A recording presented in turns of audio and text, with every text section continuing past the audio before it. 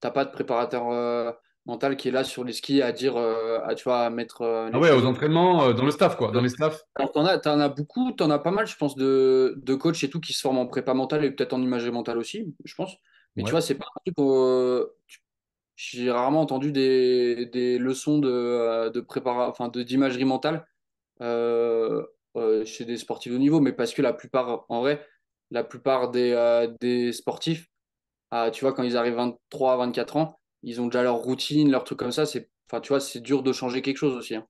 Et souvent, en parlant de routine, donc tu m'as fait penser à ça tout à l'heure, les routines, elles sont inspirées aussi depuis que tu es petit de ce que tu as vu.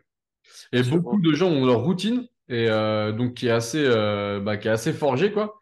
Et donc se taper sur les cuisses, machin, tac. En fait, ils font plein de trucs, des habitudes, mais ils savent pas. En fait, c'est pas des routines vraiment de performance finalement. C'est plus des habitudes qu'ils ont, ou même pour certains des superstitions.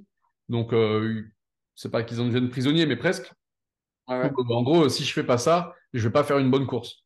Et ça, justement, c'est la différence entre une routine de performance et puis les superstitions. C'est qu'une routine de performance, elle va t'aider. Donc, c'est des choses que tu vas mettre en place et tu sais pourquoi. Donc, par exemple, l'exercice de respiration, des gestes qui vont te permettre d'être dans les meilleures situations et activer correctement avant de faire ta performance.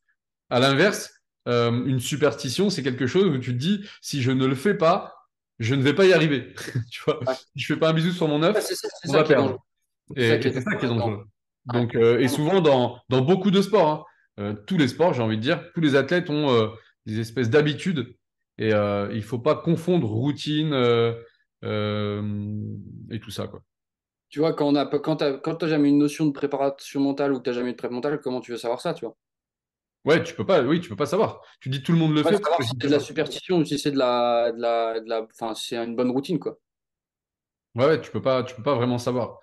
Et c'est plus après, alors ça permet aussi quand même de travailler un peu le ressenti, tu vois, quand tu vas un peu creuser. Mais donc c'est des sports où il faut développer tout ça, tous ces ressentis. Quand on parlait de Marius tout à l'heure, on voit que ben, pour un saut, puis c'est des sports extrêmes, donc où tu peux y avoir du danger, donc les émotions sont très fortes, et donc le Sûr, ressenti, il va être super important. au niveau où on était, on est tous là pour de la performance, tu vois. T'es plus trop là pour prendre du plaisir ou tout ça. Et puis des fois, tu te rends compte, enfin, tu vois, là, c'est une petite aparté, mais le plaisir correspond pas forcément avec la réalité, tu vois. Tu vas prendre du plaisir, mais pas aller vite. C'est Ouais. un truc. Je Souvent, me nous, dans le rappelle, ski, on dit c'était souvent, tu sais, quand tu prends du plaisir ou quand tu t'écoutes un peu skier, enfin, tu sais, je sais pas, je veux utiliser des termes simples, tu vois. Mais quand tu prends du plaisir ou que tu t'écoutes un peu skier, c'est là où t'es pas performant. Et ouais. souvent, quand tu es performant, c'est là où tu es le plus à l'arrache et c'est pas forcément même beau à voir, tu vois. Et de l'intérieur, c'est pas super agréable à skier, tu vois. Mais c'est là où tu vas le plus vite. Ah Mais oui, après, tu vois, en émotion négative, après, tu vois, il y a les blessures en vrai. Tu vois, bah, moi, en vrai, c'est vrai qu'on n'en a pas parlé de ça, mais tu vois, moi, j'ai eu une grosse blessure c'était en 2019. Je me suis fait le tibia, péroné et tout. Et surtout, au-delà de la blessure, c'est qu'il y a eu une grosse chute qui a été, en vrai, qui a été assez traumatisante, tu vois. J'en ai pas beaucoup de souvenirs et tout. Enfin, j'en ai même pas trop de souvenirs des fois. Enfin, je pense avoir des souvenirs des fois, mais c'est pas tellement ce qui beaucoup colle de à ce la que les réalité. gens t'ont raconté aussi. Ouais, bien sûr. Et puis c'est pas tellement fondé, tu vois.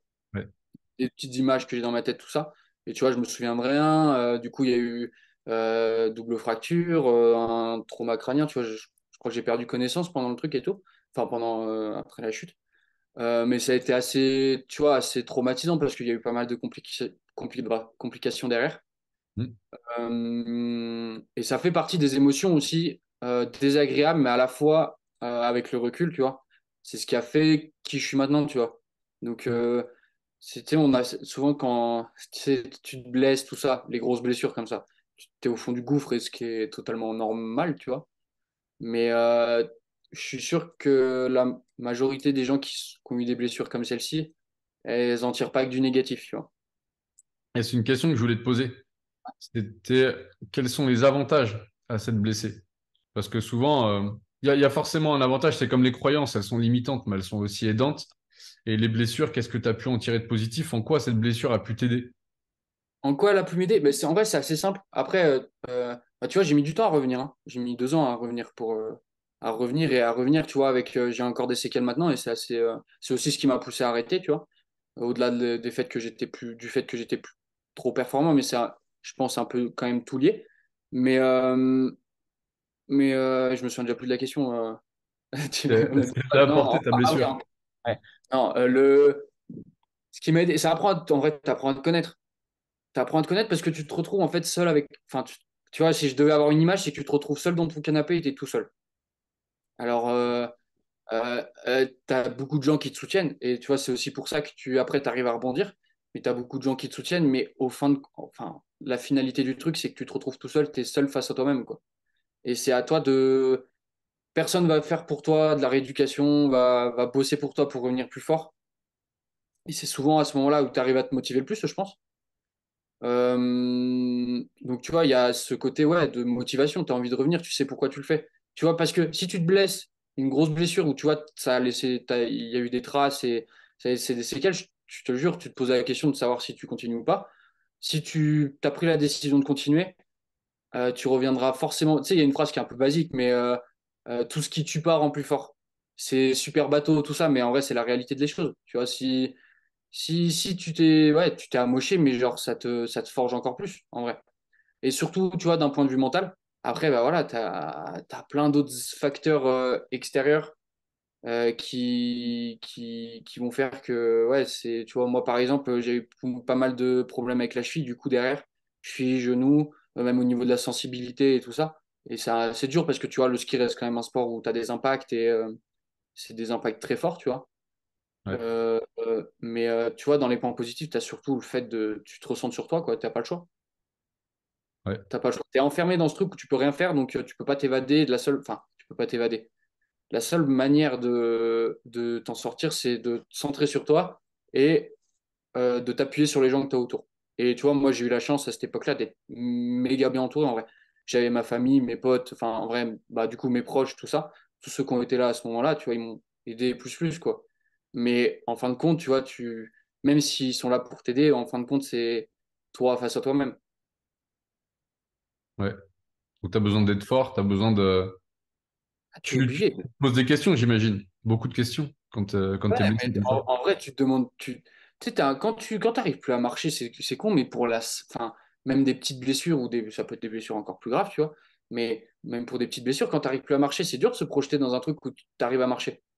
Tu vois ce que je veux dire ou pas? Ouais, Ah, va quand tu t'allonges dans le canapé et que tu vois, tu peux pas poser le pied par terre, va t'imaginer que tu peux marcher. Bah voilà, faut bosser pour s'imaginer ça et ça prend du temps. Faut pas brûler les étapes, faut surtout être patient, en vrai. Et ça revient pas du jour au lendemain. Faut pas croire que, euh, tu sais, on dit souvent, moi je me souviens, tu sais, les chirurgiens, ouais, on peut faire une petite parenthèse des chirurgiens, mais tu sais, qui te disent, ouais, non, mais là, nickel, dans 6 mois, c'est bon. Mais pas du tout, tu vois, genre, dans 6 mois, c'est bon. Dans 6 mois, c'est bon pour marcher ou pour courir un petit peu, tu vois. ouais, mais pas pour refaire ton Après, sport de haut niveau. pour revenir au très haut niveau, bah, tu vois, moi, j'ai mis 2 ans. Ouais. Mais J'ai mis deux ouais, mais ans. c'est énorme quand même de se dire que tu as mis 2 ans pour revenir au sport de haut niveau. Donc ça veut dire que quelqu'un, ben, après je fais des raccourcis, mais quelqu'un qui est performant dans un sport, ça veut dire qu'il peut atteindre le haut niveau s'il bosse vraiment dur. Parce qu'à partir du moment où toi, tu as été blessé gravement, donc ça veut dire que tu retrouves même pas toutes tes capacités, parce que je me rappelle, tu as toujours eu des douleurs ou des Ouais, séquelles, en fait, hein, même donc, quand tu es revenu au haut niveau. Tu avais des douleurs, les appuis n'étaient plus les mêmes en fait. Il a fallu que tu retravailles différemment, que tu t'habitues à d'autres sensations. bien sûr. Et est-ce que tu penses du coup qu'un sportif bah, qui est doué dans son sport, s'il travaille vraiment dur et sérieusement, il peut atteindre le haut niveau, n'importe qui? Ou quand même il y avait des choses que toi tu avais que d'autres n'avaient pas? En vrai, je saurais pas trop te dire parce qu'en vrai, au niveau où je suis, tu sais, tu pars à de base avec des qualités, en vrai. Mais plus tu te rapproches du très haut niveau et plus ces qualités, en fait, tout le monde plus ou moins a les mêmes, ou du Tout le moins monde les a, ouais. différentes. Tout le monde est, bah, forcément, tu vois, tout devient plus, je sais pas comment, j'ai pas le bon mot, mais tout devient plus serré, quoi. Tu Ouais, rentres dans un moment où tout le monde a des qualités. Donc après, ouais, faut jouer de tes qualités. Faut jouer de tes qualités et déjà, faut avoir conscience de tes qualités, ce qui est pas toujours évident. Des fois, tu sais que tu es capable d'aller très vite, mais tu sais pas pourquoi. Ça, pareil. Tu vois, bah, réussir à prendre du recul. La préparation mentale, tu vois, quand on a fait ensemble, c'est ce qui te fait prendre conscience de tes qualités. Et après, tu vois, au niveau du travail à fournir et tout ça, je pense quand même que tu as ce truc de plus tu bosses, plus tu vas être fort, bien sûr. Et après, tu as toujours ces gars qui sont innés. Moi, j'ai des potes qui sont autour de moi, qui sont encore dans le haut niveau. C'est des gars, tu les vois skier, tu te demandes comment c'est possible de skier comme ça, et c'est inné. Enfin, tu vois, c'est du talent. Donc, tu vois, c'est comme si je devais comparer, mais tu sais, tu as des Ronaldo et des Messi au ski aussi, tu vois. Ouais, T'as quand même cette part d'inné, mais tu peux compenser. Les personnes qui n'ont pas de ce truc, qui a pas ce truc, peut compenser avec du travail. Et tu peux, si, tu vois, il y a toujours ce truc de si tu veux aller vite dans le ski, même, j'irais dans un sport comme ça, si tu as envie de gagner, tu vas gagner. Le mec, en vrai, le mec qui est premier en bas, c'est pas forcément le gars qui est le plus propre techniquement, qui est de base le mec le plus rapide, qui a les plus grosses qualités, mais c'est le mec qui, au départ, avait le plus la dalle que les autres.